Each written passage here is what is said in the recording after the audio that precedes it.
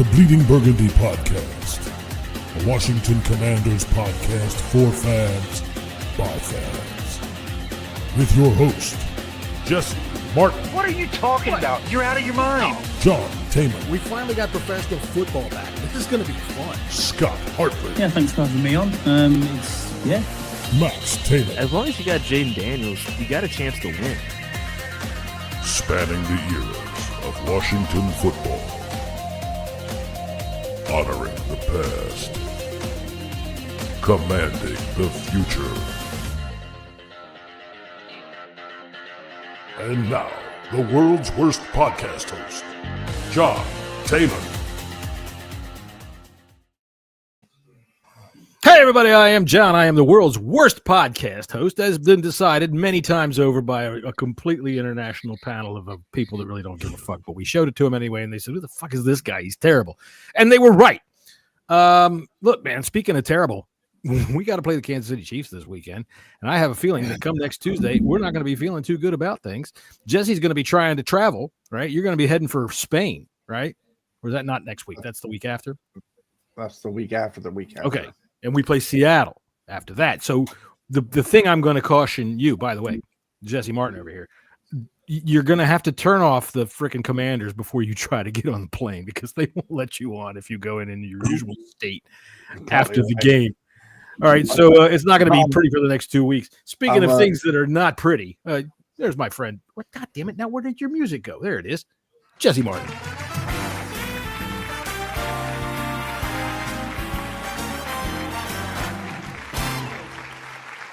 There he is, ladies and gentlemen. That's right. It's the legendary Jesse Martin. How are you today? Single. Martin? Still single. Very single. Very single. Very single. Not off to Madrid. Well, yeah, you can get them pretty cheap in Madrid. Señorita. Hey, that's what you do. I planned on a fistful of Xanax and some beer, so I'm going to be pretty mellow on a flight over. Let's see here. Coach Lombard stopping in. What's up, guys? Coach is a Eagles fan. Good dude. What's up, Jim? James Bill stopping on through. Good to see you, my friend. So are you not a good flyer? Is that what I'm hearing here? No. I mean, I'm not bad. I don't like red eyes. Well, me neither. I mean, nobody likes red eyes, do they? It's when I can't see out the window, or you're flying in the dark. I don't like flying in the dark. It depends on where you're flying. I mean, if you're flying in the dark, like in the north where you could maybe see the northern lights, that's kind of cool. But yeah, I kind of agree. Flying in the dark sucks. You're trying to see some shit and there's nothing out there to see. Get drunk. That's my recommendation. Anyway, let's see here. Going on with our lovely introductions down there on our bottom right-hand side. Oh, wait, Peter Kingston stops in. First-time call, first-time listener. Wanted to wish Tony J. Weed a happy birthday for tomorrow. That's my brother-in-law. Way to go. Thanks, Pete. Right. Thanks, Happy birthday for tomorw. More over, Tony. Thank you Pete's, very much, boy. teaching Tony to gamble. Happy early birthday. No better teacher than Peter. All right. Oh, we're going to have to talk to Pete about some advice here, maybe. Although, I don't know, man. He's the kind of guy. Well, I don't know the gentleman, but from his business, he doesn't want you to win. Anyway, down there on the bottom right, there's our good friend, Scott Hartley.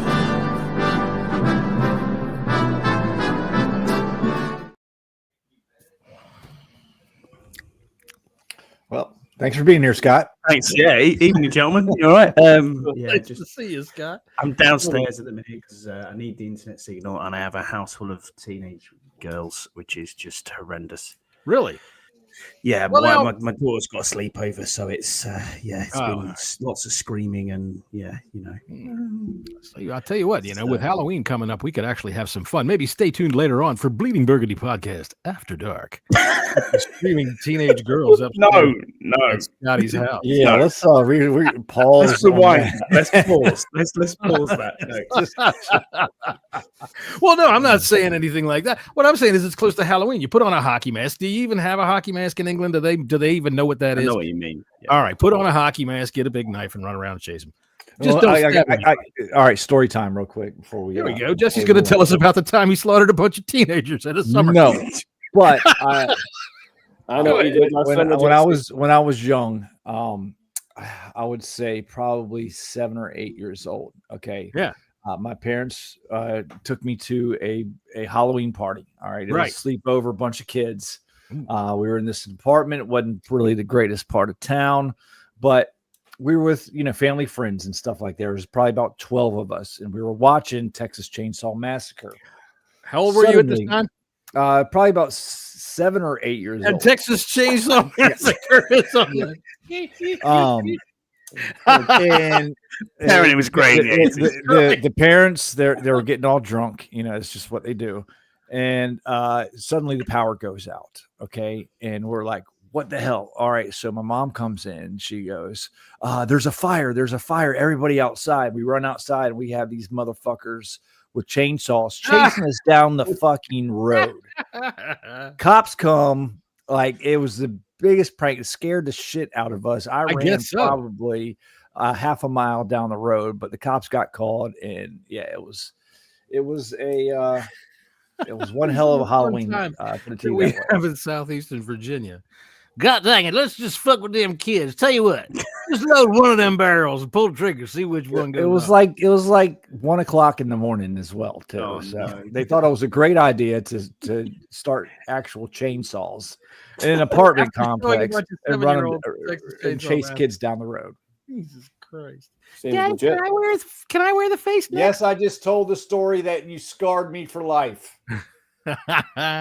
Anyway, speaking of scarred for life, there's our good friend down the bottom, Tony Wheat. Good to see you there, my man. He's only scarred because he's on here, John. That's why. Evening, boys. No, it's quite normal for him at you lot. Well, hey, man, I got to say, I think that bodes well for you. You know what? Normality absolutely sucks, which is unusual because we seem to be, as Commanders fans, back to normal. Watching this team flounder all over the damn place, chasing receivers left and right, not knowing which way to go. So we're 11.5-point dogs this week. And I have to say, I don't think it's because of Marcus Mariota. It's got to be that defense. I mean, the Chiefs are clicking on all cylinders. Be fair. Yeah. Right? They've woken up. They're completely awake now. They started off slow, but they are here. Yeah, and they've gotten healthy. They've gotten weapons back. They started off slow, and like you said, they're clicking on all cylinders and ready to run the shot. Right. So we're just the next in line to get our asses whipped by them, or we're the ones that knock them off. Hey man, we got an hour to fill here, so we got to come. If we're gonna just lose, fuck it, we're done. We're out of here. No, I have no faith that we're going to be able to win the football game. I'm just saying that spread is big. And if Jaden was in the game, I can't see it any less than like 9.5. If it comes down 2 points, Jaden might maybe get it to 7.5. I think 7. Yeah, I think 7. I think 7. Dude, can you see anybody on our defense trying to catch Rashee Rice or freaking Xavier Worthy? Nope. I think they just need to play like cloud coverage, try to keep everything in front of them and pray. Try everything in front of them. They may as well go on over to Kansas. Get on the other side of the fucking river. That'll keep everybody in front of you. Because other than that, you've seen the Avengers. Tony, you saw the Avengers, right? I did, yeah. But I think with this, it's going to be interesting. They've talked the talk this week about making changes on defense. Well, we'll see. We'll get to that. They said we're going to simplify it. There may be some personnel changes, which will be interesting. Yeah. But I hate to say this, and I dread to say this, but it can't be as bad as it's been. This could be the turning point, the turnaround where things start to head back the other way. You have to hit rock bottom, as we know as /Commanders fans. You have to hit rock bottom before you can start coming back up. And I tell you what, we spent 28 years at rock bottom. I mean, really, you can't bounce up if there ain't no air in the ball. Keep that quote up from James real quick. The reason I asked if you like the Avengers, because if you remember that scene with Quicksilver running around the room, that's what it's going to be like when, they call they just said Hut and Rashee Rice comes off the line and Xavier Worthy comes off the line, and they are going to be running, and our guys are going to be in such slow motion. They're going to be able to go over there and pluck their face masks off, take their mouthpieces out of their mouth, and swirl their tongues around before they even know what happened to them. James Bell says, why do I have false hope that we could do well versus the Chiefs with Terry and Debo back with Cosme in too? Because you're a fan, James, and we like that. I mean, it's possible. Anything is possible. Any given Sunday, John? Highly unlikely. Yeah, Monday night, Blue Scott. Monday night, so we're screwed in that regard. I know, and you know, I think false is the key Yeah. term here. False. All right. Well, I'll tell you what. Let's go around the room real quick with some quick first thoughts on what's going to happen on Monday night. We'll get started on trying to figure out what we're going to do. Jesse, Yeah, I'm getting 8 hours. go sleep. All right. Scotty, what do you got? help the ass. All right. Go ahead, Tony. I don't think it's going to be as bad as everybody thinks. Ooh, All right. yeah. I'm wearing my lucky underwear. Too much information. Well, I mean, if it was lucky underwear, then when was the last time I wore it? I must not have had it on last week. Maybe the other day when I, missed that cat out in the Or road. maybe you've worn them too long. Maybe. Since 1991, I think, yes. I wore them during that Super Bowl, and ever since, those have been my old go-to right there. That's All right. So, Jesse, go ahead. Let's get a little bit expounding on your thought. You're getting a full 8 hours sleep. You think this is a waste of time? Yeah, I mean, look, it's a Monday night game. I wake up at 3:30 in the morning. Most of the time I'll go ahead and like take a couple hours off of work during these night games just to get some extra sleep. And I'm not even going to do that. I'm going to go to bed at my normal time. I'm going to wake up. I'm going to look at the score. If it's interesting, I'll watch it on the All 22.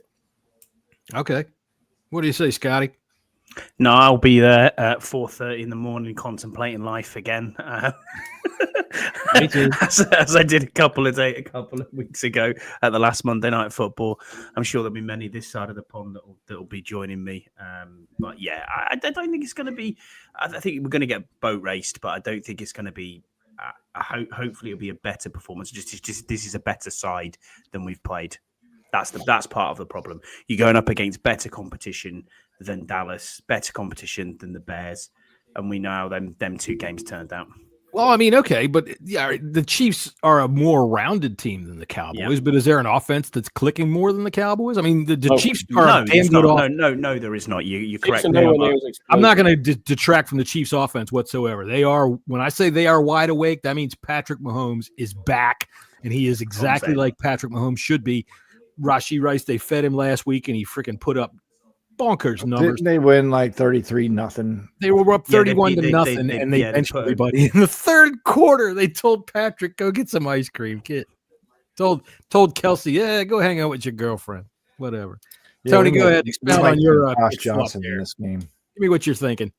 Yeah, I mean, I said I don't think it's going to be as bad as everybody's saying. But, yeah, I mean, the Chiefs' offense is good. Mahomes is obviously back to himself. Having Rice back is not helpful. I don't think the Chiefs' ground game is anything special. Now, I know our defense isn't either, but I think they could, with a fair wind and a bit better tackling, they could bottle up that Chiefs' running game a little bit.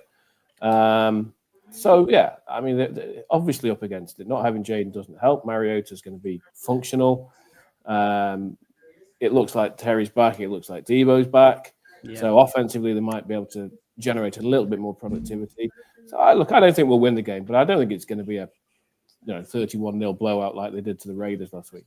So why do I think that James is treating our show like his own personal psychotherapy couch? Is it?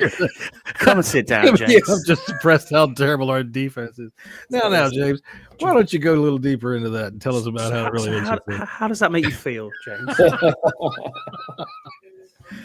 I think that we are going to get boat raced, and I think that it's our defense. It'll be interesting to see whatever changes that they've got in mind when they are very cryptic in how they say, oh, yeah, you're going to see new personnel. I hear we're going to see Kane Medrano. I'm not filled with tremendous optimism there. I mean, if the guy was able to play, I think he'd be on the field already. But yeah, I wasn't thinking in terms of him. I was thinking more in terms of a bit more McGee. Yeah, well, yeah, I want to see a little bit more McGee. A bit more Noah. But whatever it is it going to stop Quan Martin from fucking going off on wild goose chases all over the damn place? Is it going to stop them from running into each other when they're trying to figure out which wide receiver to take off the line? Which is it going to stop them from saying things like when they're supposed to be making a call, but nobody can understand the language they're speaking because nobody knows what the hell's going on? Well, see, this is the thing. Where I'm talking about, I had some debates today out on social media with some folks about the coaching, all right, which to me is it all funnels back. All right. It's the one guy that's in common with everything. There's only two dudes left from the Ron Rivera era that start. Now, I know defensive linemen rotate a lot, but Deron Payne and Quan Martin, but everybody else has been picked by this regime, right? So I keep getting told it's bad personnel. How bad is our personnel, Jesse? I don't think it's nearly as bad as the product that's being put on the floor, or on the field. Right. I think scheme is god awful. Yeah, you're not supposed to use that word, and you're going to get in trouble with Mr. Willingham. He's an idiot. We don't need that guy calling us out. Coach Lombard says he's not anticipating any changes. Now, I wonder, Coach, does that mean that you're not really expecting to see any changes, or that they're not going to do any good? Because, go ahead, Scott. I did enjoy the thumbnail of Joe Witt's press conference, which was a chair, because that was probably more useful at the minute. An empty chair. Empty chair. It's more useful, Tony. That's for sure. Yeah, Joe, give us your words of wisdom. Like, listen. Okay, look. I'm going to put this in a little bit of perspective here. Please. Okay, we've seen Sanders Sill play well. Okay, Right. We've seen Quan play well. We've seen Luvu play awesome. We've seen Quan play awesome. Lattimore is a freaking all-pro. Let's see who else we got on there. Bobby Wagner. Obviously, he's getting a little bit older. He is. Why is he in coverage? Who else? I have an answer. Darnell Savage. Actually, he's brand new, relatively, on the team in the backfield since he's been here. I don't have too many bad things to say about him. That ain't saying much, dude. That's like having one tire left when you fucking wreck your car at Indy 500 and saying this is the tire that was good. My point is they shouldn't be this bad. No, they shouldn't. I mean, we all, practically to a man, and you ladies, said that the secondary is better, right? Just coming into the season, that personnel-wise, it should be better. And we keep hearing the same excuses, communication issues. All right. And now that the big debate going on with fans is personnel or coaching, or is it even further than that? Is it Adam Peters who's not giving them players that they can work with? I think people who blame Adam Peters are fucking idiots. I think they're short-sighted. We'll say the same thing, just different ways. Scott just farted. Look at him. Scott just farted. I saw you. He put it on mute. That's why. You see, why did you mute this? This is a mute on a Friday. Cock your leg. We know what that is. You might as well just do it, man. Just fucking do it. I do it. I mean, he does it all the damn time. The man eats twigs. Now, Tony, have you ever farted on a microphone? Not directly. He had to think about it. All right. Now, what he's like, what he's thinking there is he's thinking, I can't wait for Jesse to do running of the ball. But, oh shit! I've got my cans of tomato to throw at him. Oh, tell me that doesn't coincide with you guys being there. No, but we're just going to throw tomato at him anyway. Okay. Oh, that would be a fun thing to do too. Is go down to the big tomato fight. But we'll talk about that when we get ready to get to week 10. Jesse's insistent on getting killed by a bull. I want to fucking. It'll remind him of his last few dates. I'm going to be in Spain, and I want to fight a bull. You want to fight a bull? Fighting a bull is not hard to do. You can do it where you are. Just jump a fence and go over there and fucking get ready because they will come for you. Dude, all right. If we want to tell story time, but a long time ago, I was working for a surveyor, right? I was the clown that stood way out in the fucking middle of nowhere with a stick, the measuring stick, and let the dude look through the tripod at me. He sent me up in this goddamn field, swore they were cows. I'll tell you what, that thing hanging underneath that fucking thing wasn't a cow when it come over the ridge, and I'm standing there. And it looked at me and stomped its fucking foot. I got to tell you, I cleared a 5-foot fence without touching it. I dove like a son of a bitch. I ran. Oh, shit. I was in my fucking wind. All right. Anyway, I've completely forgotten where we were. Tony, what about defense for me? I asked you if you farted on the microphone. The defense for me, I think at the start of the first couple of weeks of the season, I was prepared to cut them a bit of slack and go relatively easy on them because.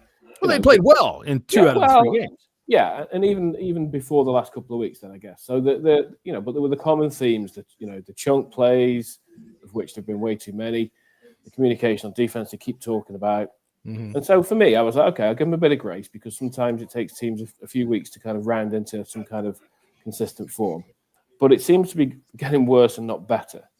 Is that the competition, or is that? Yeah, I mean, the Cowboys' offense obviously is one of the top offenses in the league at the moment, and they've got when they get to play the Commanders. Well, yeah, it seems like that every year, but it's good stat pad. I mean, I guess we'll find out to some extent this weekend. I mean, they've done all the classic. The coaches have talked about the classic sort of default things that they're going to do on defense. Sure.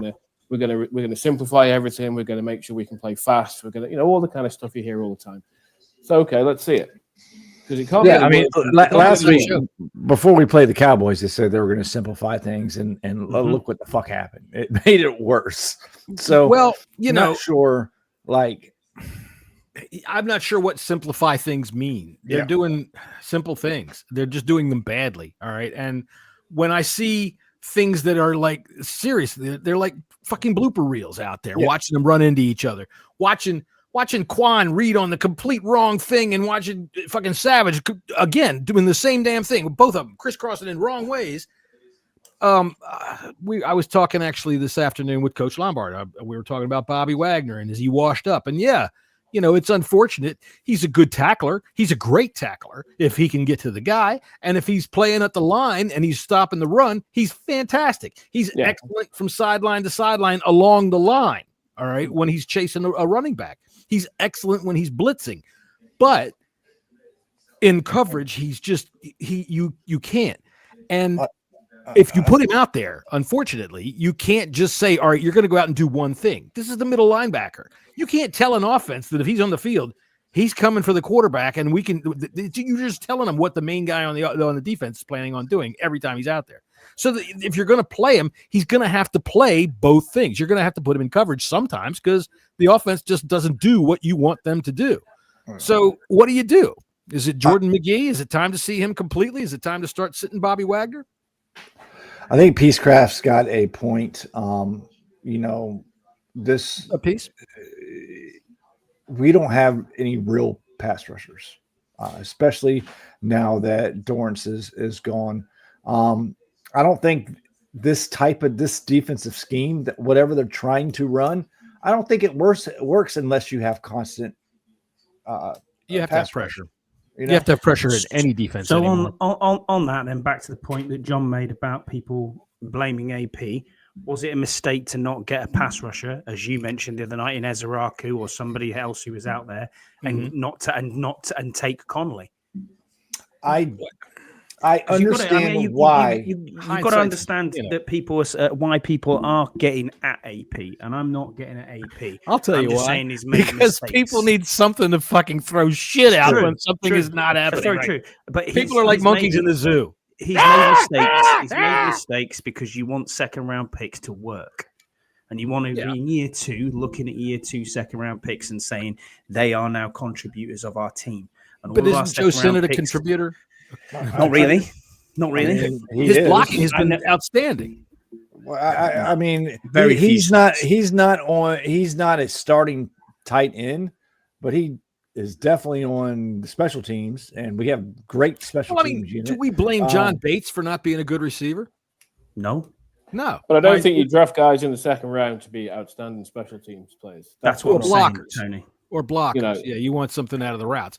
I was what's the difference John between Kime this week was talking to Jay Gruden. Sorry, I don't mean to cut you off. He was saying that he just doesn't run routes fluidly enough yet. That Sinnott's just not in terms of how Ertz runs a route. Yeah, Kime said that. He can't sell it. Sinnott can't sell it so well. So is that? I mean, obviously he can work on that. So are you down on him again? 3 years for tight ends. 3 years. We're in year 2.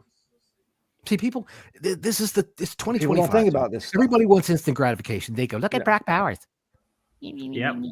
Yeah, well, the instant gratification thing kind of works in reverse as well, because as soon as something goes wrong, everybody wants to blame somebody and fire somebody. Oh, yeah. I get that. This person's seat's hot now. I mean, and Kime's pod, I think I said it on the group today. Some guy was saying that DQ's seat is starting to warm up. I'm like, Are you Quinn? No. are you for real? You know, Yeah. I mean, I'm sorry. I love Scouts to death, but when he said that DQ's Uncomfortable. Scout said that. getting a little warm. I'm like, It's uncomfortable. Scouse. He went 12-4 last year, won 2 playoff games. Yeah, he brought this franchise back from the brink of doom, and I mean, and it was over. It was in the fucking dump. It was down there. You remember Star Wars when Yoda brings the freaking X-wing back out of the swamp? That was them last year. Quinn has bought himself 5 years with that, at least. Oh, I know that. I Do you think unless we one- go 1-8, 1-16 the next couple of years. and some client was talking about, do we want DQ to be the coach? You know, given the way things are going, do we want DQ to be the coach that takes us into the new stadium? So the new fucking stadium is not going to be built for 5 years. Yeah, Mm-hmm. people think too much about things, really. And I hate to say it that way, Joe, but stop trying to be smart. You're showing yourselves to be stupid. yeah, Just Joe, knock it off. Joe Witt deserves to have himself on the hot seat. Absolutely. he's definitely on the hot Hot. seat. Okay. Now, so Dan Quinn apparently has the Norvitis. All right. And to me, Norvitis, what Norv's biggest problem, good old Norv, but Norv just wasn't able to fire somebody when he should have. Whenever he had somebody that, just wasn't doing things the right way. Well, I mean, good old Norv, he just couldn't get rid of them. I mean, I can remember he had special teams coaches that couldn't find their fucking ass from a hole in the ground, but Norv just liked them and kept them on. So I'm wondering, like Dan Quinn, if he ain't the same way about how Norv was when it comes to firing coaches in mid-season. I don't really see the big problem with firing a defensive coordinator mid-season if it's bad. At least a defensive backs coach if it's this bad. When you got guys literally taking each other out of the play like a fucking comedy movie. Like a comedy movie that you would watch and go, this is corny as shit. Everybody talks about how DQ is a defensive coach, and he is clearly. But ultimately, Witt is the defensive coordinator. DQ's made it clear that he calls the plays. So, I don't mind accountability in that regard. But all this talk about, Buck's got to stop somewhere. Yeah, right. Yeah. But all this talk about, AP's got to take all the. Hang on. They're talking about the Lattimore trade. Well, hang on. Let's look at the other trades. How's the Tunstall trade looking? He's playing pretty well. How's the Debo trade looking? He's looking pretty good. Lattimore, I think we bought 11. No one's fighting about talking about Kinlaw and his contract. He's been very good this season. Kinlaw's good. If you're hitting in what is in baseball terminology, if you're hitting 2 3 out of 10. If you hit 3 out of 10, you're going to the Hall of Fame. Yeah. So on these trades so far, but that's not really relevant in terms of a comparison. But you're right. I get your point, Tony. The fact that the thing that burns my ass. Said in the NFL draft, you hit on 3 players in the NFL draft. That is a successful draft. It's half your draft. Yeah. Right. I think it was the other day that they were showing comparisons between how many he has as starters now and how many Howie Roseman would have as starters now. And I mean, it's a significant difference. But what we're seeing that I find to be encouraging from our coaching staff is that we're seeing players that are developing, players that like Chris Paul, who had not developed, who had taken a while, and now we're getting the best out of them. And those are the kinds of things that I like to hang my hat on and continue to be a fan rather than just cry and scream about everything. Now, defensively, firing somebody might not do anything but send a message. I don't like firing a head coach midseason. You're all but cashing it in, and we are nowhere near cashing it in. This team is 3-4. We're not out of it by any stretch of the imagination, especially the way this season is shaping up. So, and it's tough to say this week because this is the Chiefs. Yeah. What are we expecting? Not a win. Well, expectations are low, but I think the people who've mailed the season in already. Look, I'll be honest. I'm not overly optimistic about how the season's going to end up. I think we'll probably win 7 or 8 games and miss the playoffs. Mm-hmm. But the people that are mailing in the season now, let's shut Jaden down. Let's shut Jaden down for the season now, not risking. Yeah, that's dumb. What? Garbage. All right, so Peace brings up they relied on 30-plus age defensive ends. What did you think was going to happen? Dietrich Wise, I think we miss him. All right, and yes, absolutely miss him. I believe on this particular podcast, Peace could probably remember, I didn't want Von Miller before we signed him. Like we were talking about this month and a half before we even thought about signing him. Because I think I wanted Preston Smith when we were talking about aging linemen that were just still sitting out there when we needed somebody. In the defensive end conversation, Jacob Martin, I thought, had a really good week last week. That call against him for roughing the passer when he freaking But the Von Miller signing that he was supposed to come in like the fourth quarter and spell, right? You know, right. He because of injuries, he's forced into more work. So again, you ain't going to put that on. You're not going to put injuries on Adam Peters. Now, the only thing that, and I said this after the draft, I thought it was. I understood why we picked a right tackle. Right. Totally, I get the concept. Yeah. But I felt like our defensive end, we could have used a young pass rusher a little bit more than we could have used a right tackle. So the eternal debate when it comes to the first round of the draft. I'm not going to bitch about it though. Need over best player. All right. So it seems to me you are a draft for need kind of guy. Especially, I mean, I guess if you're picking best player at 29, I think when two players are fairly close in terms of their grade, you would take the guy for the need, but you wouldn't reach for a guy for need. Well, I wouldn't personally. No. They had a Jamin Davis, rightly or wrongly, they obviously had Conley graded very high. And let's look at this draft just quickly. Conley starting, okay, he's a bit up and down, but he's doing okay. Amos starting again, a bit up and down, but he's cornerback. He's probably our best corner at the minute. Yeah. You know, Jalen Lane contributing. You know, he's had to play. He's had to play. You know, he's contributed with some special teams. So you know, Bill. Yeah, exactly. Oh yeah, Bill starting running back. Right. So that's four guys. That's four guys. He's probably leading our wide receivers in touchdowns. Yeah. That's four guys. I mean, it's starting. Who's probably our leading wide receiver in touchdowns is either McCaffrey or Moore. How many has Debo got as a reception? I'm not sure. Maybe 2. They're probably tied 3 and 3. I think Moore has 2. I know McCaffrey has 3. Ertz probably has 4 or 5. I'm not sure that many, but I think he's got a couple. Wide receivers. That's what I said. Wide receivers. Look, I mean, you can't underestimate the impact of having Debo and Terry back this week. You know, obviously Terry's done very little because of the injury and because he was slow getting going.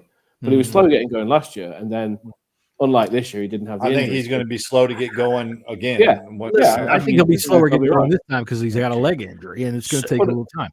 But I'll tell you what, on your point there, John, Debo has 3 touchdowns, Zach Ertz has 4, and Luke McCaffrey has 3.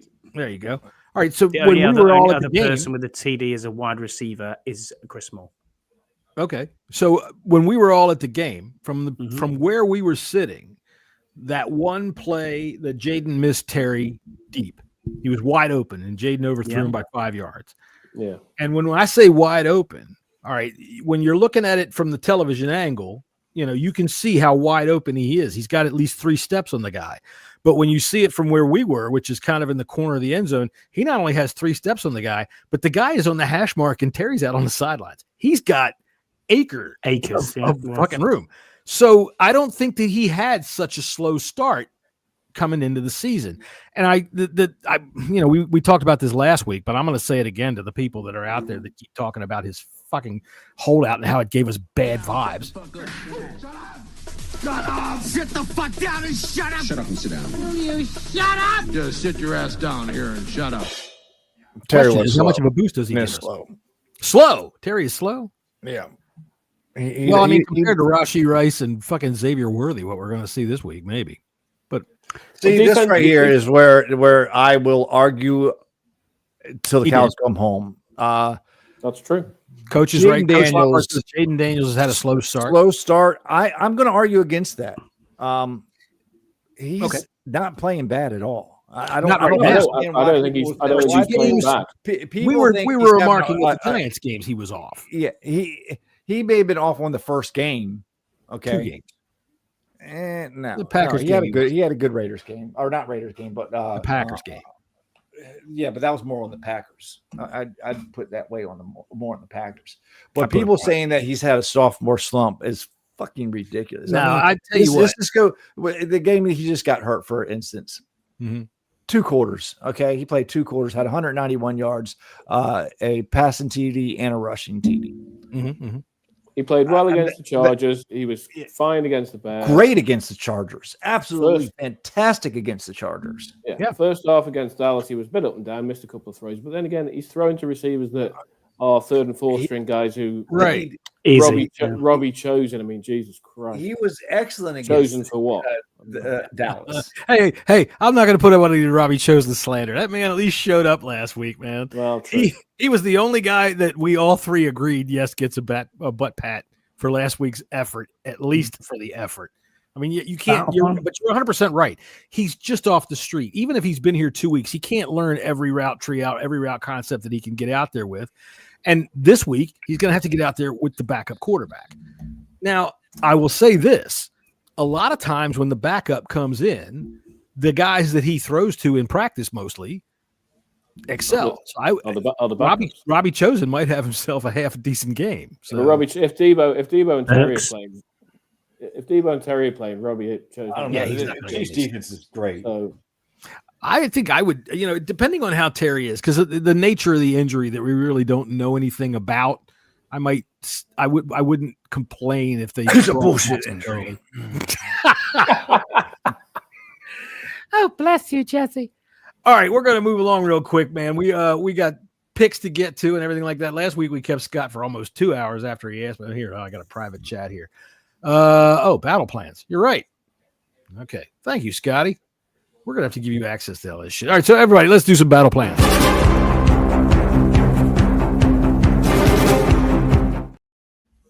All right, we'll start with you, Tony. What do the Commanders have to do to win this game? See, that's why I forgot, Scott, because listen to what I just said. Look, this is going to be old school, boring, but in theory, we have our first choice offensive line. Yes. Everybody's healthy. Cosme's second game back, so okay, you're going to expect him to take some time. But other than that, and you look around the NFL, offensive lines are decimated. We have everybody. Yep. Okay? Yes. So, yes. Let's slow the game. Let's slow the game down. Let's run the goddamn ball. Let's establish the run. It's the oldest trick in the book. Take time off the clock. Keep Patrick Mahomes on the bench. Make Mariota make, short, simple, dink and dunk type throws. Yeah. Let's not do anything stupid. Keep the game close and then see if the Chiefs shit the bed. That's the game plan. There you go. I don't know if you could say it any better, but we'll try it.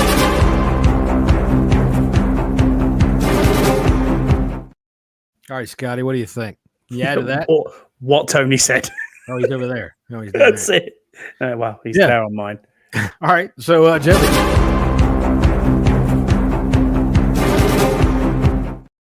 I only play that all those times because I know Jesse told me one time, that gives him a tickle right in the taint. Forfeit,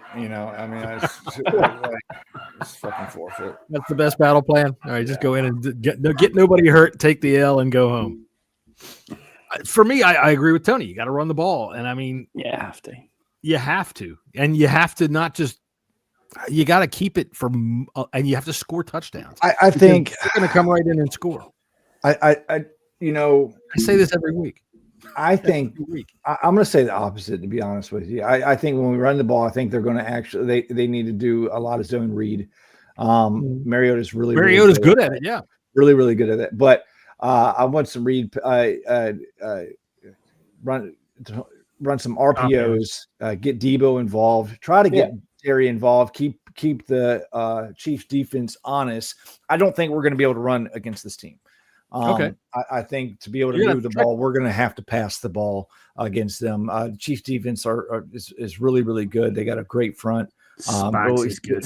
Spags, yeah. Yes. And Spagnuolo is a great defensive coordinator. But we need to keep them guessing. And I think that's the best way to be able to try to move the fucking thing. Yeah. Well, now that we've got actual bona fide NFL quality wide receivers back, we might be able to make them guess a little bit.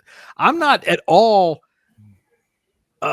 feeling bad that Marcus Mariota is in the game. I'm feeling bad that Jaden is hurt. I would like to see Jaden play football, but Mariota has not shown me to be the clown that he was in the past that would just turn the ball over and turn the ball over and turn the ball over.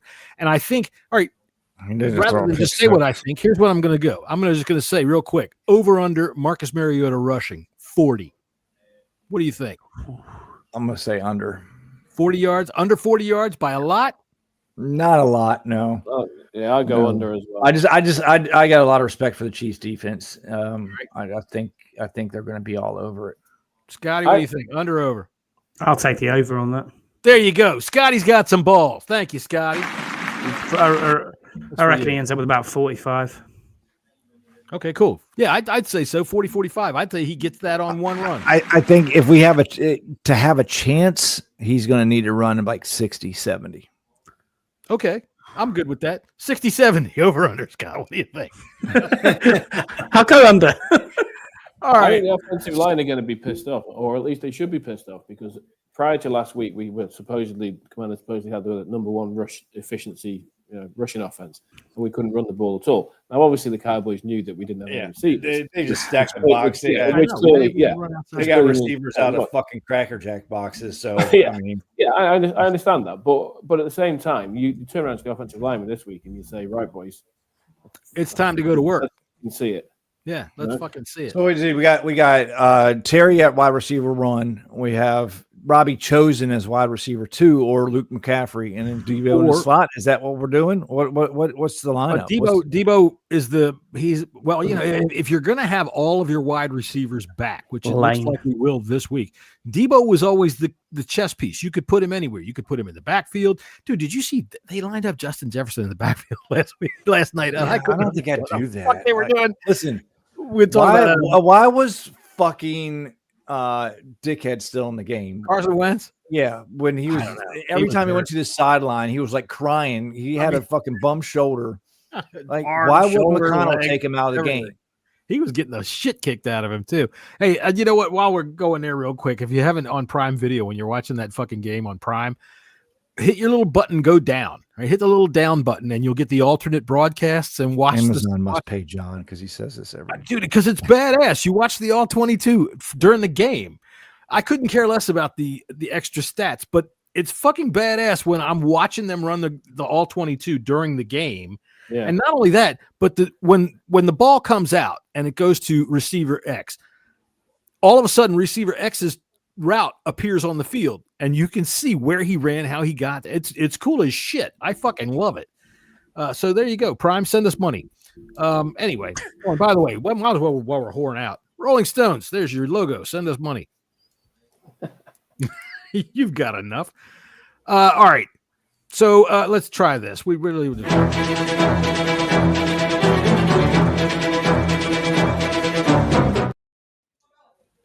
I think we spent most of the show talking about reconning the Chiefs. They're the machine right now. Is there anything to say about them? Is there anybody injured?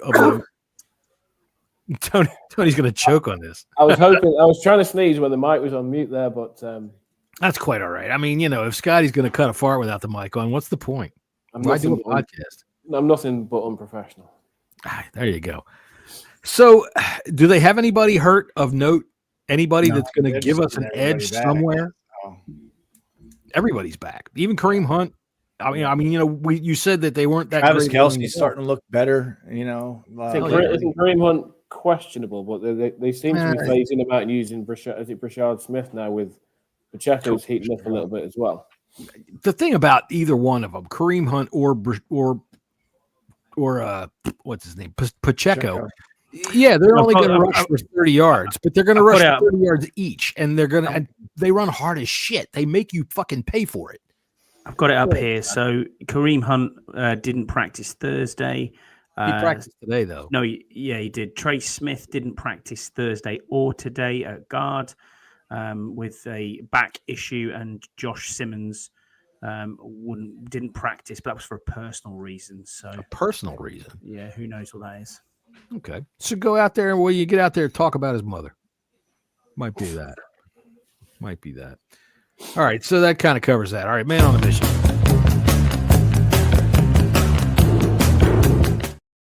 All right. Who needs to have a big game, Jesse?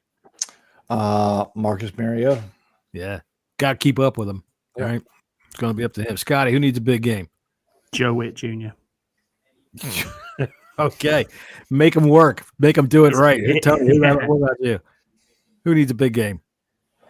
Oh, I'm gonna. Having said what I said, I'm gonna have to say Bill. I think we need some major yardage from the ground game, and he's the man. I have to agree with all three of you there, but I'm going to throw in Jacob Martin, chase fucking Patrick Mahomes as if he stole your wallet. All right, chase him, take him down, beat him up, smash him, kick him in the head. Speaking of which, all right, real quick here, before we get to picks, fucking Kermit the Frog. You know, the best thing about him is when you listen to him talk, anytime they ask him a question, the first thing he says is, yeah, I mean, it doesn't matter what the fuck it is. Yeah, I mean, I guarantee you if he's trying to fuck his wife, he goes, yeah, I mean, you feeling like it tonight? Yeah, I mean. All right, Tyler, be honest, needs to have a big game, Peacecraft says. Good call. All right, so I'm going to put some music up here, and I know, Scott, you dig this music. I heard you liking it, man, the other day. It would be good for Lattimore to somehow have a big game out of nowhere, says James Bell. Yeah, considering that the Midwest is pretty much nowhere. All right. Yeah, there he goes. That is Scott's stuff right there. So we're going to have a top 10 here. Oh, wait, that's the wrong one. ... That's the right one. I got to come up here and go to the top 10. We have top 10 reasons to watch Monday Night Football this week. All right. Top 10 reasons to watch Monday Night Football this week. My mic's good. Everything's good. The music you're good. In at 10. Right, good. Number 10. It's close to Halloween, and everybody loves to see a good horror. True. Easy peasy. Number 9 reason to watch Monday Night Football with. It beats going to bed with that hairy sweat hog you married. Look, I've been to Walmart. I've seen you fucking people. I've seen your wives riding around on their goddamn little rascals, filling that fucking cart up with Stouffer's frozen pizza to bring home to your fat slovenly ass. So there you go. Watch Monday Night Football. Stay out of harm's way. Number 8 reason to watch Monday Night Football this week. Kane Medrano. Yeah. Hey, why not? Fuck it. Jesus. All right, number 7 reason to watch Monday Night Football this week. Taylor Swift's tits might pop out on TV when she's jumping around celebrating Travis Kelce's touchdown. There you go. We'll vote for that one. There you go. Oh, and for you MAGA out there, Taylor Swift might fall out of the press box. You need to put an addendum on number 7. Yeah, there you go. Number 6 reason to watch Monday Night Football this week. Polls have shown that 74% of football viewing public tune into Chiefs games hoping to see the shot that knocks Patrick Holmes back into the Stone Age. It might happen this week. Look at send Tyler Owens in with just a suicide mission. Yeah, just somebody kill him. Great. Go get thrown out of the game, and we'll pay your fine.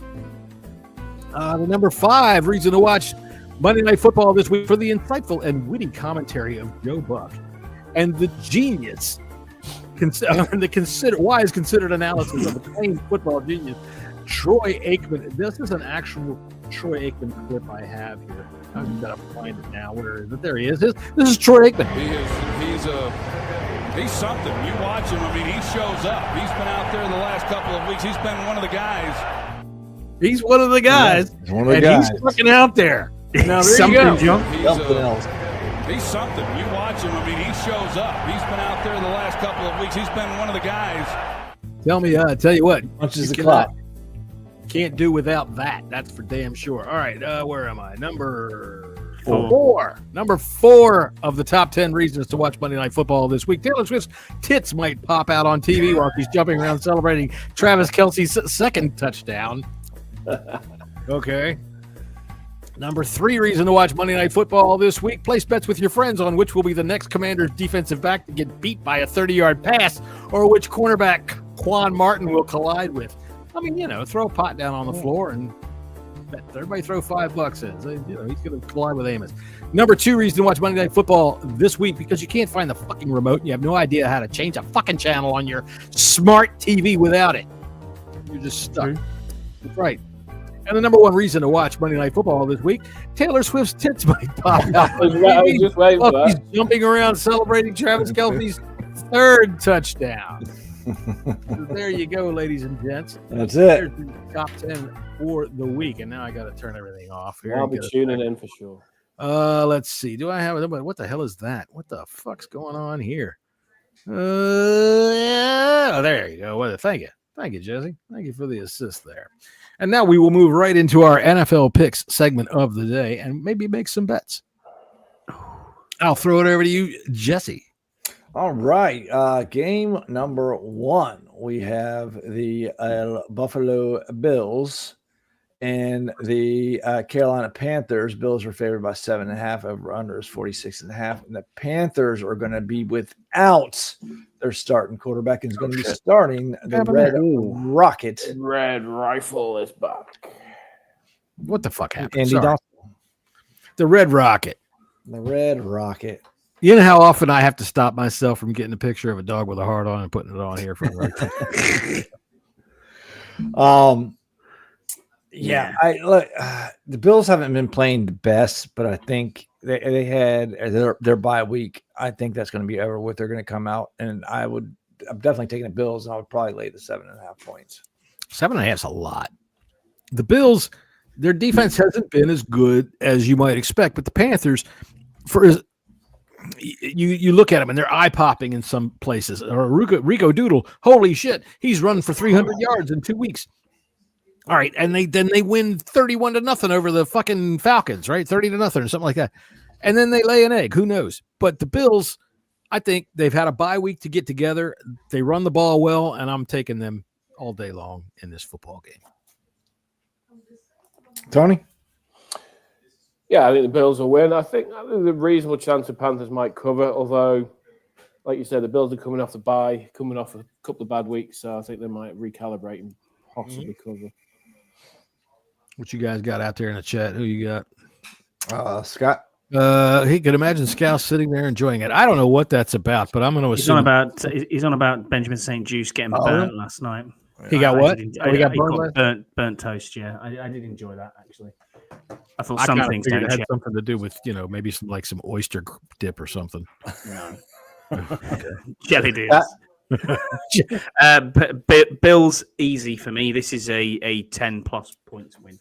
Nice. Yeah. Especially without Bryce Young. So, all right, game of the week here, fellas. Here it is. We have the New York Jets and at the Cincinnati Bengals. The Bengals are favored by 6.5. Over under is 46.5. And the Jets, how can they trot out Justin Fields? The past 2 games have probably been the worst quarterback played games in the history of quarterback played games. I am so sorry, England. Speaking on behalf of America, for sending that over there for you to watch. Yeah, I mean, Justin Fields is awful. Didn't he have minus 3 yards? Something like that. It was minus something, yeah. Minus 10 yards. How the fuck does that happen? How you get dude? If I could figure out why the Jets have been the Jets for almost my entire life, I'd be. Woody Johnson is just awful owner. Well, that's a clue. It doesn't matter. I mean, dude, they had Robert Saleh and couldn't get it done. And I like Robert Saleh. I think he's a damn good coach. And see, the Jets have talent. They don't have talent at quarterback, but they do have. That team has talent all over, both on offense and defense, but they just can never get it together. The Bengals with Joe Flacco. Yeah, man, I'm taking the Bengals it up last all week. day. Yeah, baby, I'm taking the Bengals too all day. And Easy, when you see my card, you'll see why. Yeah, Bengals definitely. No. Oh, sorry, Scott. Yep. No, Bengals straight on. All right, we have Tony's card. Is that Tony's card? Oh, Tony's totally blind, shot in the dark. Tony told me last week or 2 weeks ago when he first did this with us. What do you mean point spread? What is that? This is. I don't know if my brother-in-law is still listening. He's probably gone to bed now, but I need his assistance on this because I have no idea what I'm doing. So well, you got Javonte Williams anytime TD. I haven't got it up there. Anytime TD. John, have you got the graphic on there, or is there no graphic? Yeah, it's on there. There we go. See him? It's there. Yeah, I got it. Okay. Yeah, okay. Javonte Williams and Cortland Sutton anytime TD. 49ers plus 2.5, Bears plus 6.5, Commanders plus 11.5, DK Metcalf 70 plus alt receiving yards. Rico Dowdle, 60 plus rushing yards. Bijan Robinson, 90 plus rushing yards. And Bo Nix, 225 plus passing yards. Or plus 12. Guaranteed to win. Oh, dude, if we win this, we're all going out for steaks. Yeah. Wow. For sure. That's a big one. Two things on here that I'm a little bit nervous of. One is that Bo Nix passing yards. And yes, they are playing the Cowboys, but he's and that Commanders plus 11.5. Those are the two things. Yeah, a little nervous. I can see that. But Jesse, you could pass for 225 yards. You might be right. You might be right. The DK Metcalf makes me a little nervous. I think that he's getting into he's hitting this. But him and Rodgers have developed a good. They have, I guess. And they have, but that's a lot. Yeah, that's a big game. That's a 90 plus from Bijan against the Dolphins. Okay, we'll see. Yeah, there you go. All right, and I'm sure your brother-in-law is probably counting your bank money and seeing how. Well, this is how Tony bets. Let's talk to him. All right, we have the Bears at the Ravens. It looks like Lamar Jackson's coming Lamar's back. Yeah. Ravens -7 over under 49. They're getting a lot of people back, not just Lamar. Yeah. They're like their whole injury. I like the Ravens in this game, but I am going to take the Bears plus the points, but the Ravens win. Okay. Because if you remember the beginning of the season when the Ravens had all their players, they still weren't very good. I agree. They still weren't very good. So Scotty's it might take them a game or two to get back into the flow. Give me the Ravens if Lamar is back, and obviously we still have Derrick Henry out there, who I think will have a big game. A big game. All right, go ahead, Tony. Yeah, give me the Ravens, but I think the Bears will cover, or I don't know if that's the right terminology, but I think the Bears will lose by less than 7. Cover, yeah, I'll take the Ravens with the win, but not by much. All right, Browns at the Patriots. Patriots are favored by 7. Over unders 40. This spread drives me crazy. Yeah. The Patriots are going to win. The Browns defense is really good, though. It is. It's really good. But their quarterback situation is really, really bad. Well, the thing about the Browns is they'll keep it down. They'll keep it within scoring distance. Their defense is really good. And Drake May, even though his stats look very good, he doesn't throw a whole lot. Believe it or not, and they tend to run it. And the Browns, that's what they like. So I'm going to take Patriots, but I'd be willing to bet the Browns are going to cover this game. Yeah, the Browns in the cover. I like the Patriots to win because I think that May is playing very good. I think May is playing to the level that maybe Jaden was last year in the regard of, if we need to win, put it on my shoulders, and I think he can do that. But I tell you what, the over-under on this game at 40.5 is very tempting. I almost want to go the under, but I think they have it dead on. So I wouldn't touch it. Scotty? Yeah, I'm going to say, looking at this, I think the Patriots, I'm starting to like the Patriots more, I think, and believing in them a little bit more. Jake May's playing well. Mike Vrabel's got them playing well. So, yeah, give me the Patriots. I think it'll be closer than 7, but then again, it might not be. It might end up being like 14. It depends on how Gabriel plays, because he is prone to throwing picks. Mm-hmm. And also the Patriots have a very good defense as well. So, well, they can rush the passer, that's for sure. Yeah. Tony. Yeah, Patriots are on a roll. May's playing outstandingly well. Browns can't move the ball for toffee. So, yeah, Patriots to win and to cover. All right. I don't know. Quinshon Judkins, he can move the ball. Yeah, I love Judkins. He's great running back. He's class. All right, we have Scott's pisser of the week, mind you. So if you want me to fit all of this on one urinal. I know, it's hard, isn't it? Down the drain. Plus 15,414. Mind you. This is a big Bills bet. minus 7.5. That's worse than mine, isn't it? Yeah. No, yours is huge. Although I'll tell you what, Tony, the first one that you did damn near came in. Did it? Yes, it did. It was close. All right, so Bills minus 7.5. Chief minus 11.5. Packers -3. Bucks -4.5.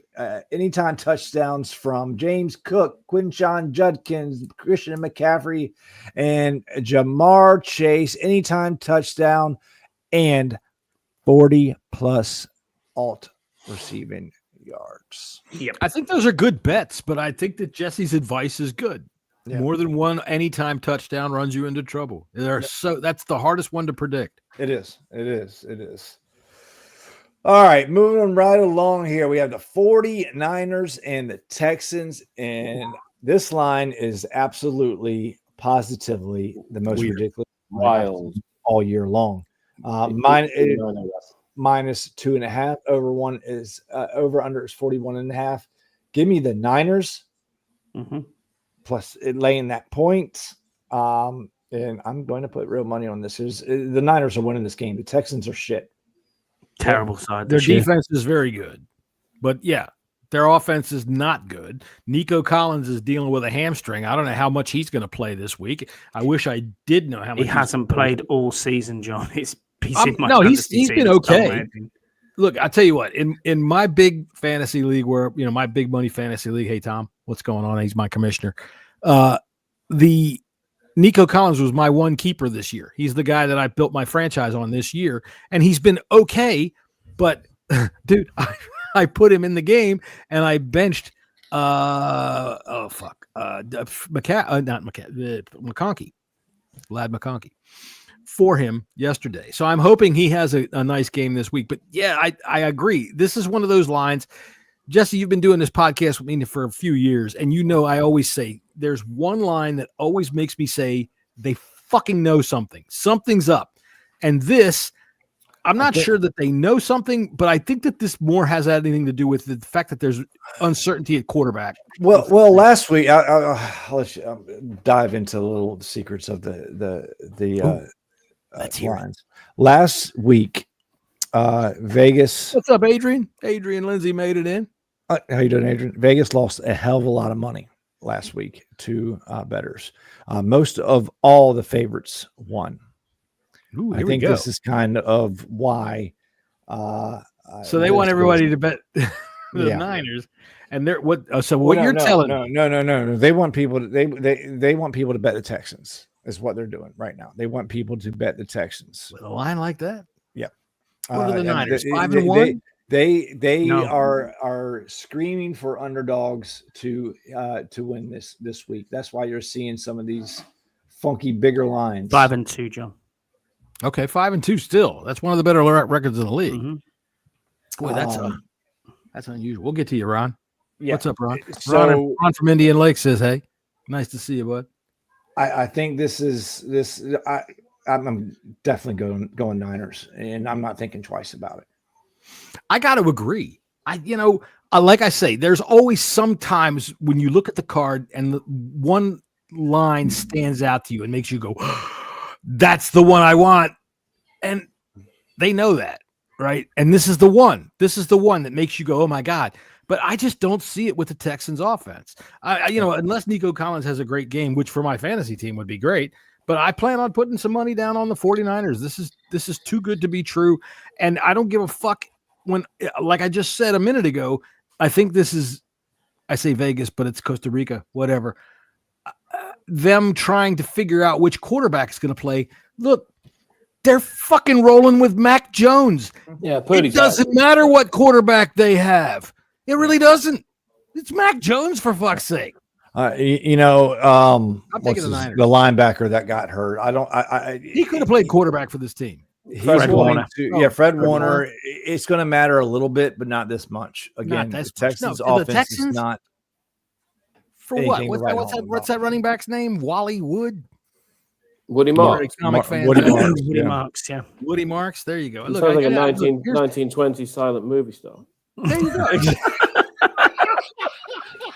That's right.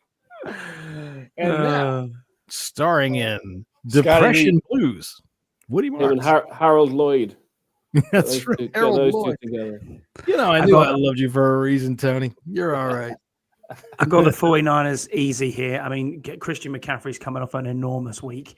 2 touchdowns, 129 yards, 72 receiving yards as well. Against him, fucker. I mean, the Juwan Jennings is starting to play well, so I have no idea about this line. Give me the 49ers all day, every day, and don't think twice about that. There you go. He don't think twice. That's what he said. Well, I barely think once, but at the same time, and I know nothing about gambling, but the how the Texans are favourites in this game is wild. So give me the home team favorite. Well, yeah, I know how much? So we're all on the 49ers. How much are y'all willing to bet that if Max was on here, he'd take the Texans? I bet he'd take the Texans. As a matter of fact, let me look. He did send me a parlay, but I didn't put it up. I didn't have time to make win and cover. Oh my goodness! Yeah, it doesn't make sense to me. But sometimes when they don't know which way to go, if the home team will get a 3-point spread just because they're home, so maybe you can lay it up to that. Who knows? After watching CJ Stroud last week and the game he had, I don't get it. But that's why I'm one of the suckers. I'm on the 49ers. All right. We have the hapless Dolphins against the Atlanta Falcons. The Falcons are favored by 2.5. Over under is 44.5. And wait a minute. Whoa. That's not right. It should be 7.5. It should. That's what I was about to say. Hold on. That's not right. That's my mistake. 7.5. All right. 2.5. Everybody be taking our money. Fuck. Yeah. Tony, you're paying for that one. That looks a little funky right there. Yeah, 7.5. Sorry, everybody. 7.5 over under 44.5. Again, I think this line probably should be around 5.5, 6. I think. I think that's right about where it should be. This right here, I believe, is another one of those lines that people are trying to, or Vegas is trying to fluff the favorite. So if fans will jump on the favorite and hope for a backdoor cover with the Dolphins. Falcons obviously in this game. It was 2.5. We'd be fucked. Yeah, I'll tell you what. The Falcons, last week, when I put up my parlay, all right, if anybody followed along with my parlay that I put up, everything hit but the Falcons. Everything hit. I had plus a $10 bet would have won me like $3,400 and some odd dollars. All right.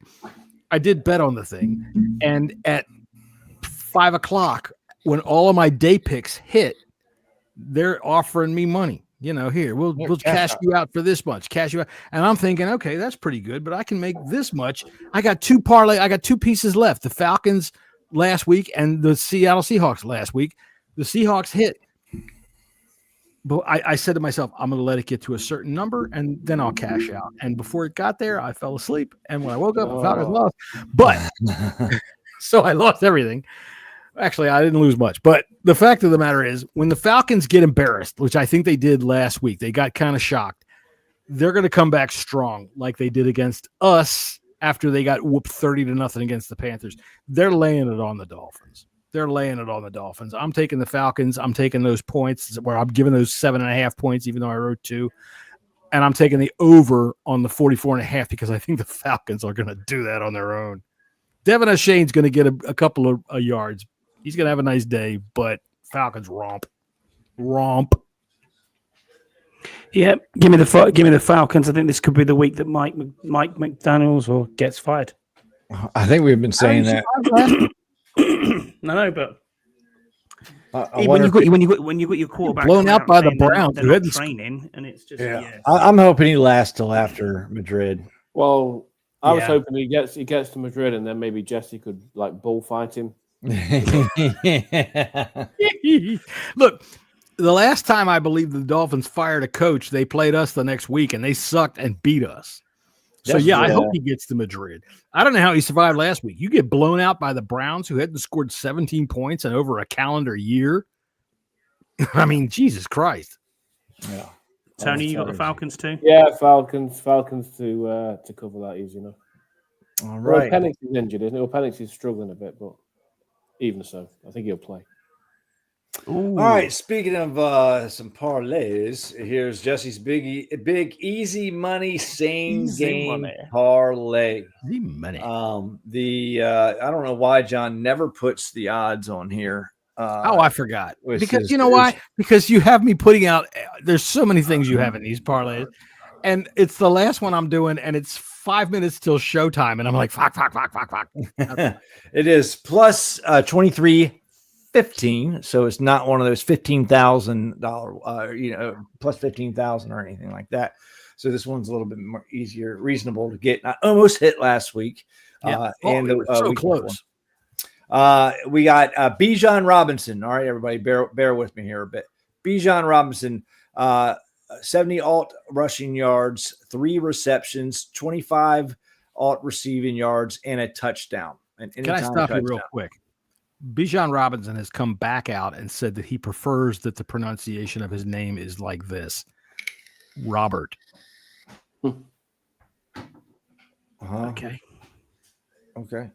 I mean, it's not my problem. It's a publicist. Okay. Michael Penis is 175 alt rushing. You're so easy. Passing yards and 1 passing touchdown. Kyle Pitts, 3 receptions, 25 alt receiving yards. Darnell Mooney, 20 alt receiving yards. Now, Darnell Mooney's been really quiet this year, but I think he's been out. He has been, but he's been playing for the past 2 games and hasn't been. So okay, I think he's going to get a couple of receptions and get 20 yards. Tua Tagovailoa, 175 alt passing yards, and I should win this bet just for pronouncing this name right. I put it up there for you in phonetic spelling so you can. I don't need that though. I don't need that. But I appreciate you looking out for me. I couldn't figure out how to spell it, so I wrote it out. Chain, 40 rushing yards and 3 receptions. I don't know if I did that. Jalen Waddle, 40 alt receiving yards and 4 receptions, and Drake London, 50 alt receiving yards for a total of 23.15. And let me go see if I actually had A Chain having any receptions, and I do not. What? No. All right. Well, you put your money down, buddy. I'm looking at the bet right here. No 18 receptions. Because he doesn't really receive the ball all that much out of the backfield. He's a good runner, though. Yeah. So that is Jesse's big, easy money same game parlay. All right, moving right along here, we have the New York Giants at the Philadelphia Eagles. Eagles are favored by 7. Over under is 43.5. And we all remember what happened the last time these two teams played each other just a couple of weeks ago. It was Jackson Dart's coming out party. And did he tell his father? I hope he told his father. Yeah. Well, but I would like to punch Jackson Dart in the right eye so it blackens to match the. No. You remember when we were younger, if you wore your earring, everybody had an earring when we were younger, but if you wore your earring in the right ear, it meant you were gay and you were looking for somebody. And there was all kinds of goddamn how you hung your fucking. If you had a bandana, how you hung it out your back pocket, told people all kinds of goddamn shit. But so now it's about how you paint your eye in the football game. You tell people out there on the field, I'm interested in sucking cock. I'm a Giants quarterback. Fuck the Giants. I fucking hate them. That's right. Fuck the Giants. Fuck the Eagles. Fuck the Giants. Is it possible for both teams to lose or not? A tie. Wow. Just. Yeah. Well, Comet X3 what is coming? So maybe it's here and it's Eagles win. Y'all take it from me. Eagles win. Yeah, I think the Eagles win, but I don't know how big. It's hard to get a handle on the Eagles. And I've heard AJ Brown has not practiced. He's out. He's already confirmed. Is he listed as out? Yep. See, I don't know how big that is either. All right, it's hard for me to say. When you are playing the Eagles, you have to account for him. Right. If you don't account for him heavily, he's going to beat the shit out of you. He's that kind of wide receiver. But this year, Devontae Smith has had an outstanding season as far as I'm concerned, and he's been a very good deep threat. Not just the fly. Sorry, I had something in my throat. Not just on the fly down the sidelines, but deep crossers and post patterns. Devontae Smith has been outstanding. Thank you for that, Scott. Trying to cover up for Jesse not being here, but so I can't get a handle on the Eagles' offense. Saquon Barkley has fallen off. He's not. I mean, if I said to you, Saquon Barkley over under 50 yards, where are you going? I think he's dealing with injury. Yeah, you'd probably go under a little bit. He's had a bad knee, hasn't he? I think. All right, I would agree with that. And as much as I hate the Eagles and the Giants, I fucking love Saquon Barkley. So, Penn State alum. Yeah, he is, and that's why, because the two teams that he's chosen to play for in the pros, really, you couldn't make me puke even harder. I'm taking the Eagles in this game, but I don't know if I can't really think too hard on whether I'll take the Giants by 7 to take that spread or not. I'll decide by Sunday. The over-under is low, too, and I can't figure out which way to go with that either. I would probably lean towards the over, to be honest with you. Well, be honest, please. I hate when you fucking lie. Unless you're telling me my dick is big, then I like it. Go ahead, Tony. How do you follow that? I think the Eagles. I think the Eagles will win. She said. Yeah. I think the Eagles will win. I think they'll win easily because I think they'll be. They only played 2 weeks ago and they got eliminated. And Jalen Carter didn't play that game. Quinion Mitchell went out with injury. Was Carter out last week too? Don't know. But I think he's playing this week. I know AJ Brown's out, but I think the Eagles will win by a couple of scores. I like this. James says we can all make the odds up. You're right. And, if we ever get to the point where we have the Bleeding Burgundy Sportsbook, we will. We'll make our odds up. Look, Jesse farted now. This is everybody. All right. So now it's up to you and me, Tony. We got to stay on track here. You're like 10 minutes too late on that one. Scott, what do you got? Eagles, easy win. Go ahead. All right. Buccaneers at the Saints. Bucks are favored by 4.5. Over under is 46.5. The Saints have been playing a little bit better as of late. Rattler's starting to come into his own. He's not looking bad, is he? No, he's not. He's not at all. Bucks are getting a little banged up a little bit, and I think that's why the point spread's only 4.5. But Mike Evans to IR, isn't it? Yeah. That alone, I think, lost me against Alad last week in our fantasy league, which really I was going to knock off the newbie king. Yeah, the undefeated. He's mine now this week. I got Alad this week. Good luck. Bye weeks in every league this week are killing me. Yeah, that's it's what killed me. and me and Tony's dynasty league last week is fucking bye weeks. If somebody drops out, let me know. I'd like in that league. Somebody will drop out. Yeah.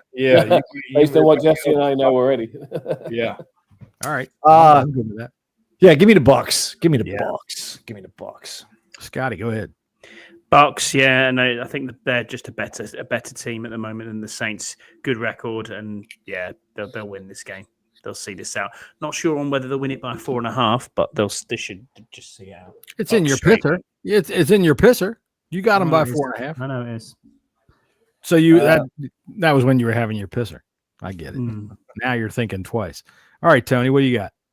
Yeah, but I mean, Bucks are a better team. But give me the Saints. Saints at home. Shocks the world. They're not playing terrible. I mean, they haven't won, but they're not playing terrible. No, this is my one shock for the week. I think the Bucks are banged up.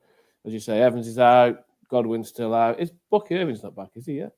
No, he's not. Bucky Irvin. So I could see a surprise here. So I'll stick the neck out. I'll do a bit of a max pick and go for Saints. The thing about the Buccaneers is it doesn't matter who's out. They keep coming back. Yeah. Tez Johnson is in there now. All right. Slayton? Is that who it is? MVP. Steve Slayton? MVP. So I think I'm still taking the Bucks in that game, and we'll see my card later. I'm taking them with the 4.5. All right, we have the Colts and the Titans. Colts are favored by 14.5. Over under is 46.5. Fuck, you haven't seen that since the Peyton Manning days. I'm still not believing in Daniel Jones, even though the Colts are the best team in the AFC record wise. And they have the best offense in the AFC, but I am still stats wise not a believer in Daniel Jones. So give me the Titans to cover. Give me the Titans to cover. Oh, Colts win. 15 points. That is a big number. That is a very big number. 14.5 is almost impossible to cover in the NFL. I will not take that, but I will take the Colts to win. I do believe in Daniel Jones because he's doing things that are smart. He's playing within himself. He's not making mental errors. And he's got Jonathan Taylor, who's having another. Every year, Jonathan Taylor has a career year. Giants lover. He loves all these God, Giants no. players. Jesus Christ. Of all things. Barkley. Look, you might as well tell me that I like to. Well, never mind. I will not say how disgusting of a thing it would remind me of to like the Giants. Let's just put it this way: it fits with my orbicular muscles, great vacuous pressure, and a cow's asshole. That's what I would prefer to do rather than like the Giants. Thank you, Tony. Got it. Thank you, Tony. Somebody who reads books. Yeah, well, occasionally. Okay. Well, I mean, Scotty, if you want, go up, look up our orbicular muscles and great vacuous pressure, and or just pick the game. Just make sure you're in the bathroom with Colts. Jess is that enough now. Jess like, get on with it. Yes, the Colts. Everybody take the Colts. I'll take the Colts. Yeah, they might not cover, but I'll take. Might be a max special, and these. We got some. Let's see. We got somebody new here. Astro. What is that? Astro Vixen. All right. Well, okay. Well, we're going to try to use that. Maybe that is Roman numeral. Astro. Hey, what's up, Astro? Go with Astro. How are you doing, Astro? I will tell you this: you've got the same name as my dog, and that's all right. Good for you. Nice to see you. Right on. Oh, we have the. This is going to be a good game. I think. Yeah, interesting. Offense versus defense, right here. Cowboys traveling to the Mile High city. Denver, take it on the Broncos. Broncos are favored by 3.5. Over under is 50.5. We all know that the Cowboys defense isn't very good. The Colts defense is one. Broncos. Broncos defense is one of the best. Broncos, I think, will win this game, and I like the over in this. Matter of fact. Mm-hmm. So yeah. I think this is the biggest over-under of the week. Yes. It's 50.5. You know what? Give me the Cowboys in the upset.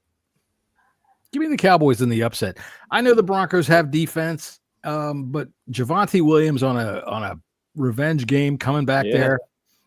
He's been playing well. He didn't have the biggest game against us, although he did carry Quan Martin for a good long while last week on a 33-yard run when we were trying to close out the half. I'm taking the Cowboys on the back of Javonte Williams. Tony. Yeah, I think I might take the Cowboys as well. I'm not a Bo Nix believer. I'm not a Nix believer either. I think he sucks. I just and I think for three quarters SUX? For three quarters last week, you know, they were terrible, and you know, obviously the fourth quarter was insane. But yeah, the Broncos defense is good. I'm not sold on the Broncos offense, so give me the Cowboys. Okay. Yeah, I'm exactly the same as Tony and John. I'm leaving Jesse. We're leaving you out on the island. I think that the Cowboys' offense is way too powerful enough in a shootout with the Broncos. I just think that they'll get it done when you've got players like Pickens out there at wide receiver, and you know they'll get this done. They'll get this done. Well, hang on a second. Astro says, we all know this is a week-to-week sport. Anything can happen, but do you think there's really a chance we beat Mahomes and the Chiefs? I'm hopeful, but not delusional. We are delusional and hopeful, but probably not. But we're going to have our pick on that game in a minute there, Astro. Stay tuned. How about that? God damn, I sounded like I was not the worst podcast host in the world. Okay, don't get ahead of yourself. All right, John's old man parlay card of the week. He's got the Bears +7 and over 49.5. Yep. The Bengals -6.5. Yep. Joe Flacco. 49ers. Joe Flacco. 49ers plus 2.5. The Falcons minus 7.5. The Colts plus 1.5. What?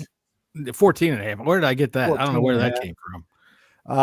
Yeah, minus 14.5. They shouldn't even be on there. Take them off of there. I don't know how they got there. What the fuck are they doing there? You're smoking. All right, and the Buccaneers 4.5, minus 4.5. So not since I was a kid. 44-24. Yeah, but who knows what it is now? I wrote the Colts on there because that's completely wrong. I guarantee you, if you look on the spreads on FanDuel and you look above the Colts or below the Colts, you'll find the one I was looking at.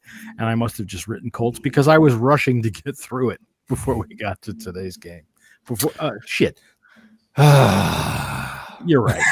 What were you saying about not being the world's worst podcast host? I am the world. Oh, see, and now I'm doing. Look at that. Back on form. Look, people, they stay tuned to this show to find out the moment that I'm.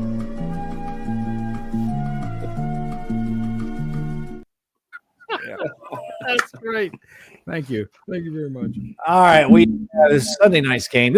I think this is good. This is going to be a good game. I think. Yeah. You know, Packers. I'm going to stay at up for this one. Three River Stadium. Wait, it's not Three River Stadium anymore, is it? No, whatever. Heinz Field, and now it's Acrisure Stadium, isn't it? Acrisure. That's it. It's Acrisure. Why don't we name it after one of these fucking drugs that I see? Those yeast infections. Why don't we call it something like Collubiol Stadium? And then Monistat 7 Stadium. We have all kinds of fucking side effects. This might cause death if you actually breathe. all the Steelers fans in Dublin the other week were still calling it Heinz Field, which is a far better name. Yeah.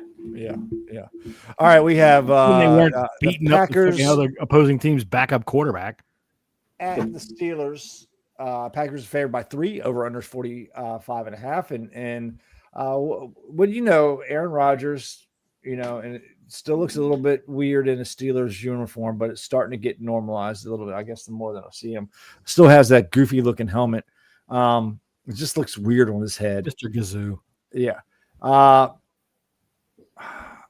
don't know why, but I like the Steelers in this game. They're home. The Packers haven't really been impressive, have they? After that week 2, you know, the first 2 weeks of the season, I mean, they killed the Giants. I mean, they killed the Lions and they killed us. They had all the excitement from the Micah Parsons trade. Yeah. And then they had, and he's been hurt. Well, not only that, but you know, our good buddy Tom came on last week and gave us the stat of the month, which whether it has changed since last week was all the interceptions that the Bengals have thrown at Jamar Chase is a higher individual tackler than Micah Parsons. That's true. Which is amazing. That's true. I don't know. I got a gut feeling about the Steelers, and they're going to squeak out a win. A squeaker. You know, I got to think with all of the weird things that Aaron Rodgers does, you know, the different varying mushrooms and fungi that he ingests while he's laying up in a freaking humid ass cavern somewhere trying to find his inner self. I often wonder whether or not he realizes that he's actually supposed to go out there and win these games. And I think he does. I think the Packers lose this week. The Steelers win this week. DK Metcalf has the game that Tony is talking about, and the Steelers go on, and Aaron Rodgers looks at them with that big, goofy, weird helmet of his and says, fuck all of you people in Green Bay. And all of those people in Green Bay look at him and go, well, gosh, really, what did we do to you? I mean, I don't know what we did to you, but hey. Scotty, what do you got? I've got the Packers winning this. Scotty, who's been to Green Bay. Yes, I have. Yeah, very nice. Very nice. Did you piss in a urinal that Aaron Rodgers pissed in? Apparently, they put signs up. No, I'm not that I'm aware of, mate. No. Brett Favre pissed here. Nobody did. Bart Starr pissed here. Nothing like that Brett Favre did at the local titty bar. Brett Favre took a dick pic here. Hey, look, if you're really interested, I did a cartoon way back in the day about Brett Favre and his dick pic, and I actually put Brett Favre out on the screen as a penis. And if you want to see it, just hit me up and I'll send you a link. Anyway, go ahead, Tony. I've lost it. Yeah, I think lost my train of thought completely. I'll go with the Packers. I'll go with the Packers. About Brett Favre's dick. Yeah, nice. Dude, I had the head on the dick talking and everything.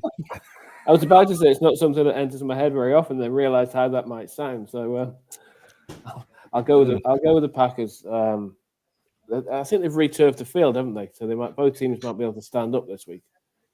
That Steelers field 2 weeks ago was a disgrace.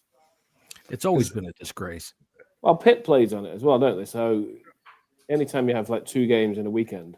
Oh, I think they do that, but they also let like Pentecostal ministries have their fucking church services there, and there's snakes all over the place. Oh God, it's true. All right, Bane destroyed it in Batman as well. So game of the week, the Commanders. Here we go. All right, Astro, here you go. We're gonna find out what we traveling to Kansas City. Will take on the Chiefs. Chiefs are favored by 11.5. The over under is 47.5. And boys,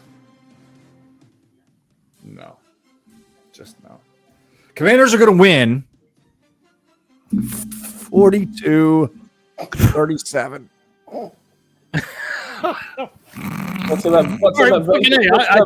I am going to go along with the precedent that Jesse has set, and I'm saying that the Commanders are winning 31-14. Fuck it. We are going to fucking put Patrick Mahomes out in the first quarter. We're going to hit him right in the what we think is balls, and it's going to jar his fucking sanitary napkin loose, and he's going to have to miss the rest of the game while he tries to get it fixed. Go ahead, Scott. 47-10 Chiefs. Oh, my God. We have you on this podcast? Who in the chat's got a fucking comment about that? No, Tony's covering his face. He doesn't want to be seen with you. I think that we'll lose, but cover. That's my line. I will lose by 10, so I think that means we cover. So I'm going to go out on a limb here. I'm going to say. What was that? Say it again. The Chiefs do not score more than 30 points. Oh no! I'll have a beer bet with you on that. Easy. You know, I would have to think that there's a fucking earthquake coming because it ain't going to be because of our defense. Maybe the earth opened up and swallowed Travis Kelce or something. Rashee Rice broke his leg, but I don't see that. It'll be like 29-9. 29-9. Andy Reid used the Denny's menu instead of the play sheet, maybe. Yeah. Mariota we trust. There you go, Astro. Mariota we trust. That's right. I agree. I trust Mariota. It's just not the defense. Correct. Hey, the guy played for Hawaii.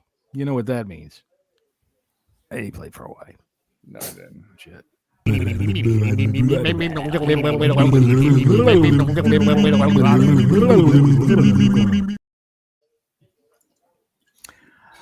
Let's see. Okay, all right, we'll hit this. All right, take that thing off of there. Let's get us back up to normal. Let's see here. What do we got to do here? I gotta take that thing off of there. Where is it? Oh, there it is.